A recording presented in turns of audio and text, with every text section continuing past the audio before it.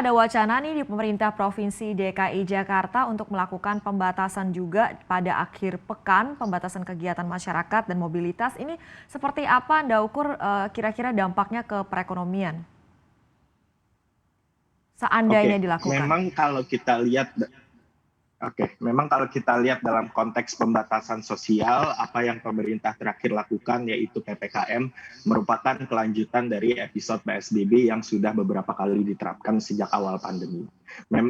Kita sudah lihat bahwa ini adalah kebijakan yang bukan unik gitu. Negara-negara lain pun melakukan kebijakan yang relatif sama, yaitu membatasi kegiatan manusia agar tidak menularkan pandemi ini secara ekstensif. Tapi kalau kita lihat dari perumusan kebijakan yang dilakukan pemerintah, memang secara konseptual ini adalah hal yang sudah betul. Tidak hanya Indonesia, bahkan kalau kita lihat negara-negara lain gitu yang memang bisa dikatakan sudah sukses menangani pandemi seperti Cina, Vietnam, New Zealand atau Australia to some extent juga melakukan pembatasan sosial. Yang berbeda dari negara yang sudah berhasil mengatasi pandemi dengan negara yang belum berhasil mengatasi pandemi dengan tidak adanya vaksin adalah di masalah implementasi. Jadi memang kalau kita lihat gitu, pemerintah sudah beberapa kali melakukan PSBB. Kemudian saat angka kasus sudah dirasa mulai turun, kemudian dibuka lagi. Kemudian dilakukan lagi PSBB. Namun seiring dilakukannya makin banyak PSBB, efektivitasnya ini pun turun. Karena apa? Karena implementasinya ini yang tidak strict. Tidak ada mekanisme yang membuat masyarakat itu betul-betul patuh terhadap segala peraturan pembatasan sosial yang diterapkan oleh pemerintah.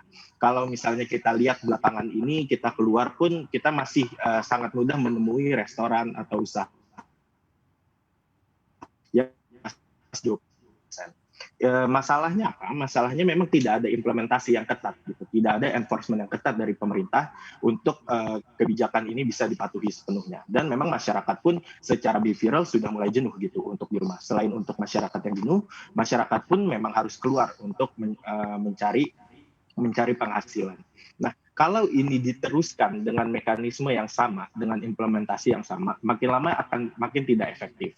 Jadi kuncinya sebetulnya menurut saya bukan di masalah apakah pembatasan sosial ini kebijakan yang tepat atau bukan. Saya rasa memang kebijakan ini tepat, tapi tidak hanya di level konseptual saja. Yang lebih penting itu adalah di sisi implementasi dan enforcement di lapangan. Ini yang saya rasa masih perlu ditingkatkan oleh pemerintah, baik di level pemerintah nasional maupun pemerintah daerah. Iya. Jangan lupa install aplikasi CNBC Indonesia di App Store maupun di Play Store untuk mendapatkan informasi dan perkembangan terkini dari berita-berita ekonomi dan bisnis.